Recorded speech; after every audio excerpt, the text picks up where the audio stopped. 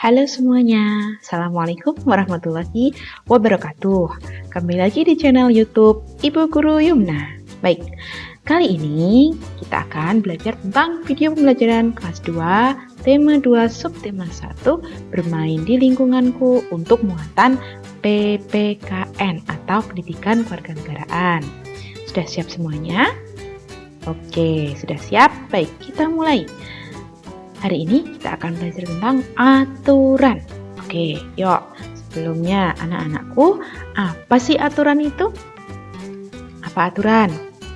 Oke, aturan adalah dibuat sebagai petunjuk kita dalam bertingkah laku. Atau aturan itu adalah segala sesuatu yang dibuat sebagai petunjuk kita dalam bertingkah laku dalam kehidupan sehari-hari. Oke. Jika kita patuh aturan, kegiatan akan berjalan baik dan menyenangkan. Kebalikannya, jika kita tidak patuh pada aturan, maka kegiatan tidak akan berjalan dengan baik dan tentu saja pasti berantakan. Oke, contoh. Ini adalah contoh aturan yang berlaku di rumah. Apa saja?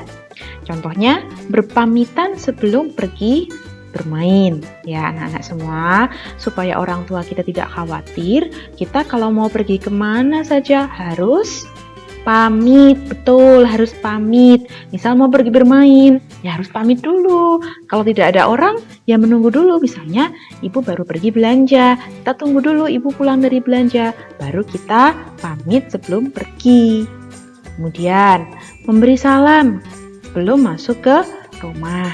Baik, misalnya ini anak-anak pulang dari sekolah atau pulang dari bermain, tidak langsung masuk ke rumah, ya, supaya orang yang di rumah itu tahu kalau anak-anak masuk dalam rumah, kita beri salam. Kalau yang muslim, mungkin Assalamualaikum, seperti itu.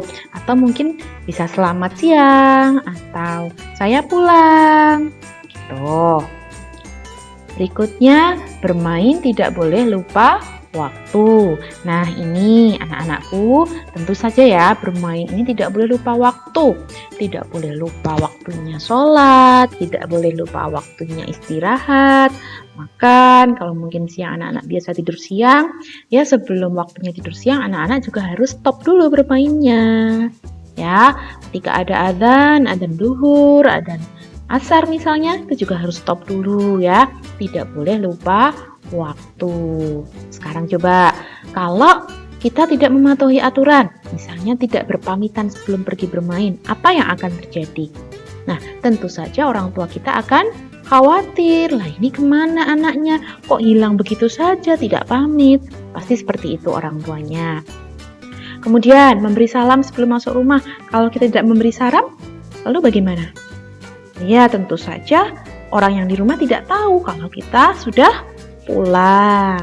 Yang terakhir, bermain tidak boleh lupa waktu. Kalau kita tidak lupa waktu atau kita lupa waktu misalnya, apa yang terjadi?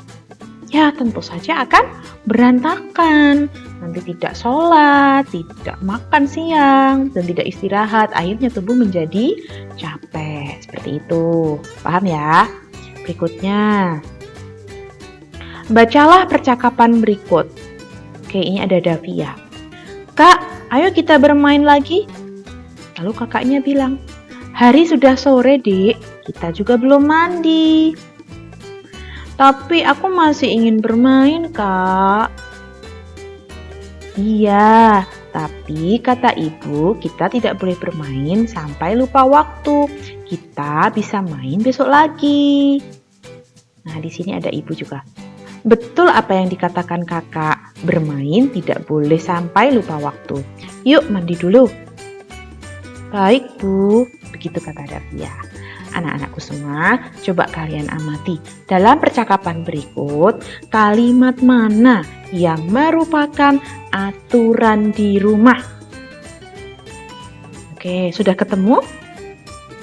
Ya, sudah ya. Oke, kalimat yang merupakan aturan di rumah adalah, ini dia, bermain tidak boleh sampai lupa waktu. Di sini sebenarnya ada dua ya. Ini kakak juga bilang kita tidak boleh bermain sampai lupa waktu, tapi ibu anggap sama. Jelas ya? Oke. Oke, sekarang ada aturan di rumahnya Nana. Kita baca bersama-sama ya. 1. Bangun pagi pukul 4.30. 2. Merapikan tempat tidur sendiri. 3. Sholat subuh lalu mandi pagi. 4. Segera sarapan bersama. 5. Membantu membersihkan meja dan mencuci piring sendiri. 6. Meminta izin orang tua jika akan bermain atau pergi. 7. Bermain tidak lupa waktu dan beribadah. 8. Ikut sholat maghrib dan isya berjamaah. 9. Jam 19.30 sampai jam 20.30 belajar. Nah, dan yang terakhir jam 21 atau jam 9 malam tidur. Ini dari 1 sampai 10 ini adalah aturan di rumah Nana. Tentu saja aturan di rumah Nana dengan aturan di rumah anak-anak ada perbedaan ya, karena tidak semua orang tua ya, setiap orang tua mempunyai aturan sendiri-sendiri. Nah, nanti tugasnya anak-anak, Ibu minta anak-anak membuat aturan di rumah kalian masing-masing, kemudian silahkan diupload di Google Classroom yang sudah Ibu tugaskan. Lanjut. Baik, sekarang ini adalah manfaat mematuhi aturan. Baik, nah ini contohnya, itu ada anak laki-laki dan perempuan, mereka sedang membersihkan kamarnya. Mereka mematuhi aturan. Akibatnya apa yang terjadi? Akibatnya kamar pun menjadi rapi, menjadi nyaman, enak dipandang, seperti itu. Berikutnya, oh ini rumah menjadi bersih. Kok bisa rumahnya menjadi bersih? Pasti karena apa? Karena orang-orang yang tinggal di rumah itu mematuhi aturan. Mungkin membersihkan secara teratur, menyapu halamannya, mengepel lantainya, membersihkan kaca, dan lain sebagainya. Lanjut lagi. Nah ini ada anak ya, itu Siti sepertinya. Ini Siti sedang pergi mau pamitan kepada orang tuanya. Nah, kalau Siti sudah pamit seperti ini, orang tua jadi tahu Siti pergi kemana, sehingga orang tua jadi tidak khawatir. Lagi, wah ini kalian lihat ya, di sini mainannya rapi sekali, dimasukkan ke dalam kotak. Ini bukti bahwa anak tersebut yang punya mainan tersebut mematuhi aturan bahwa setelah bermain, mainannya dirapikan atau dimasukkan kembali ke dalam kotak. Sehingga apa yang terjadi? Yang terjadi mainannya menjadi rapi. Betul sekali ya. Ini 4 ini adalah contoh manfaat mematuhi aturan. Coba bandingkan dengan gambar berikut. Nah ini ada anak masih tidur, padahal itu jam bekernya sudah berbunyi kring kring, nah, sudah berkali-kali, tapi dia masih tidur juga. Dan di sebelahnya ini juga ada seorang anak sedang dimarahi oleh ibunya. Nah ini adalah contoh akibat dari anak yang bangun kesiangan ya. Bangun kesiangan itu tidak mematuhi aturan, sehingga ya bisa jadi dia dimarahi oleh ibu, lalu sekolahnya juga terlambat dan lain sebagainya. Gambar yang lain, oh kamarnya kalian lihat tuh, kamarnya menjadi berantakan. Nah ini pasti anak yang tinggal di kamar tersebut tidak mematuhi aturan ya. Itu mungkin setelah bermain, mainannya tidak dirapikan ya. Setelah belajar pakai laptop, pakai buku, bukunya juga tidak dirapikan. Semuanya dibiarkan berserakan seperti itu, tidak dikembalikan pada tempatnya. Sehingga apa yang terjadi?